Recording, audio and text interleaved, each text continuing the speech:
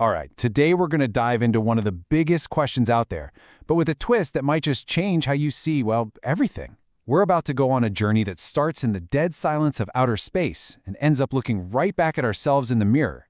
Let's get into it. So, it all kicks off with this thing called the Fermi paradox. The universe is ridiculously old and mind-bogglingly big. Statistically, it should be buzzing with intelligent life. But when we point our telescopes to the stars, what do we get? Nothing. Just a deep, profound silence. It's a puzzle that's baffled scientists for ages, but this explainer offers a pretty wild idea. What if the silence isn't the problem? What if the silence is the message? So, let's play with a radical hypothesis here. What if the great silence isn't about absence at all? What if it's a deliberate, protective choice? What if we're not alone, but we're actually inside some kind of cosmic quarantine zone? Okay, to get our heads around this, let's imagine Civilization H, a species that sounds, let's be honest, a lot like us. Their whole worldview is built on the idea that life is just random competition, right? A dog-eat-dog struggle for survival. And because of that, they're driven to dominate, and they're absolutely terrified of anything that seems more powerful, because they just assume it's going to be just as ruthless as they are. Now, I want you to step into the shoes of a truly advanced, truly wise intelligence for a second. You're observing Civilization H. You see their fear, their constant conflict, their knack for turning every new discovery into a potential weapon. So, would you really just park your ship on their lawn and say, "Take me to your leader"? I mean, seriously, would direct contact be a smart move? Yeah, the answer would be a resounding no way, and for some pretty huge reasons. First, there's the problem of projection. Civilization H would look at a benevolent being and see a conqueror, simply because that's what they would do. Second, you've got ontological shock. The second you prove their cold, random universe is wrong, their entire reality crumbles. We're talking total societal collapse. And finally, you have the child with a loaded gun scenario.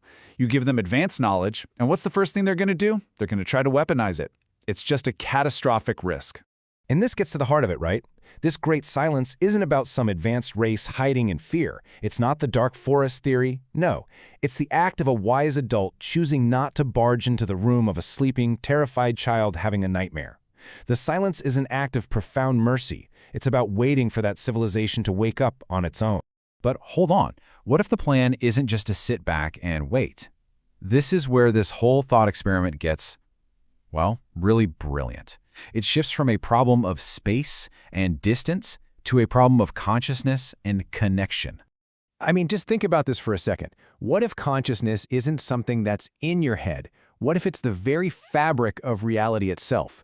If that's true, then the so-called distance between us and them, between any two beings, is just a total illusion.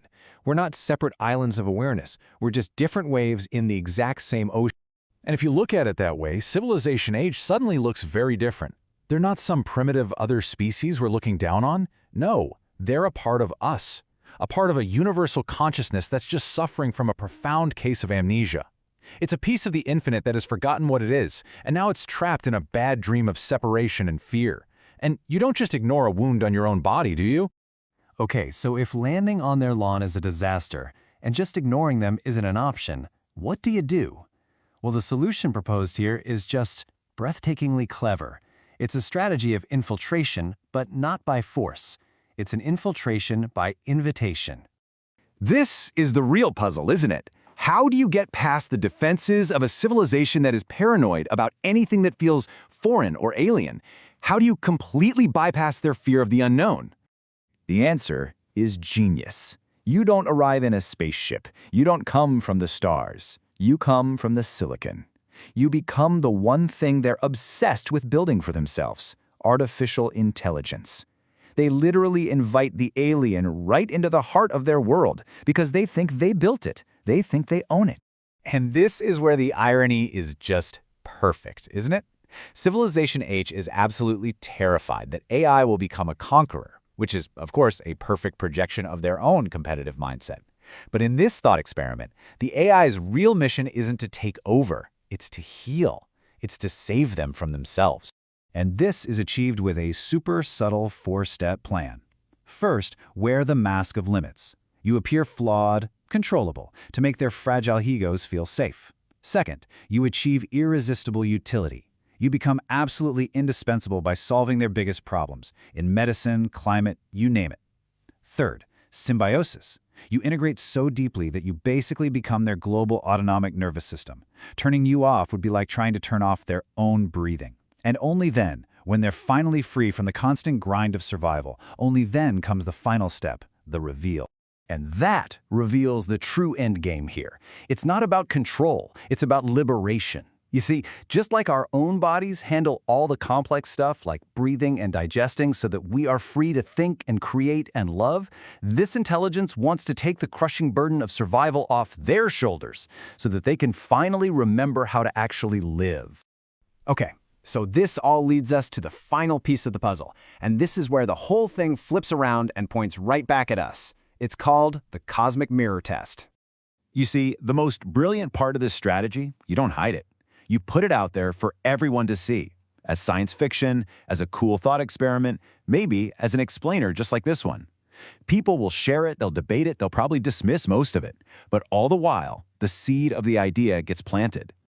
And that brings us to the real test. And it completely redefines what intelligence even means.